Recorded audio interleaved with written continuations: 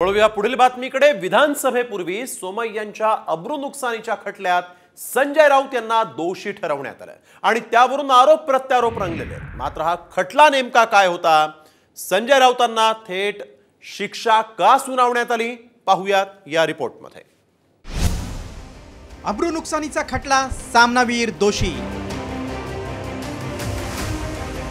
सोमय्यांच्या खटल्यात राऊतांना शिक्षा।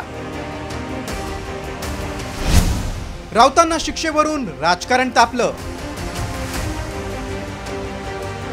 विधानसभा निवडणुकीच्या तोंडावर विरोधकांवर तोंडसूक घेणारे संजय राऊत चांगलेच अडचणीत आले। अब्रू नुकसानीच्या प्रकरणात संजय राऊतांना शिवडी कोर्टानं 15 दिवसांची कोठडी आणि 25,000चा दंड ठोठावलाय। मात्र विधानसभेआधी मला तुरुंगात टाकण्यासाठीच शिक्षा ठोठावल्याचा आरोप राऊतांनी केलाय।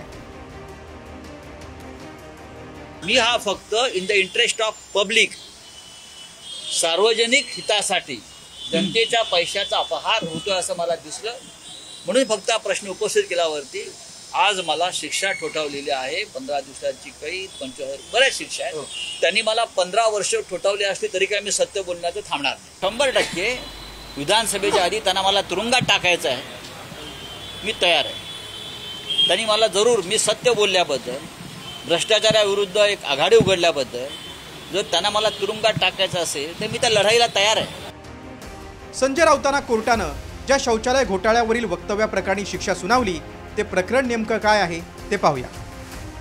2022 साली राऊतांचा मेधा किरीट सोमय्यांवर घोटाळ्याचा आरोप, 100 कोटींच्या शौचालय घोटाळ्याचा राऊतांनी आरोप केला होता। मीरा भाईंदरसह महाराष्ट्रात शौचालय घोटाळा झाल्याचा आरोप होता।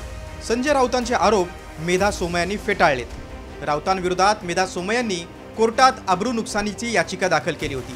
अब्रू नुकसानीच्या खटल्यात कोर्टानं राऊतांना दोषी ठरवले, तर आरोप केलेल्या डर्टी डझनवरून सोळेंनी सोमय्यांना सवाल केलाय। दुसरीकडे भाजपनं थेट राऊतांच्या खासदारकीच्या राजीनाम्याची मागणी केली। किरीट सोमय्यान अनेक वर्ष एक मोठे फायटर आहेत। डर्टी डझन नावाची सिरियल त्यांनीच काढली, मी कधीच विसरली नाही ती। आणि डर्टी डझन आज काढल्यानंतर डर्टी डझन कुठे आहेत हा एक मोठाच प्रश्न आहे। आणि काल तर मी त्या डर्टी डझनपैकी एका माणसाचा फोटो माननीय अमित शहाजींबरोबर बघितला। महिला सुरक्षा आणि महिलांची बदनामी या विषयामध्ये जर उबाटा सेना संवेदनशील असेल तर संजय राऊत यांचा राजीनामा घेईल, ही माझी मागणी आहे। ऐन निवडणुकीच्या आधी संजय राऊतांना कोर्टानं दोषी ठरवल्यानं विरोधकांच्या हाती आयतच कोलीत मिळालंय। तर दुसरीकडे 15,000च्या जात मुचलक्यावर राऊतांना दिलासा मिळालाय। मात्र हा दिलासा 30 दिवसांसाठी असल्यानं ऐन निवडणुकीच्या काळात राऊतांना अटक होणार का याकडे लक्ष लागले। ब्युरो रिपोर्ट, साम टीव्ही न्यूज। यानंतर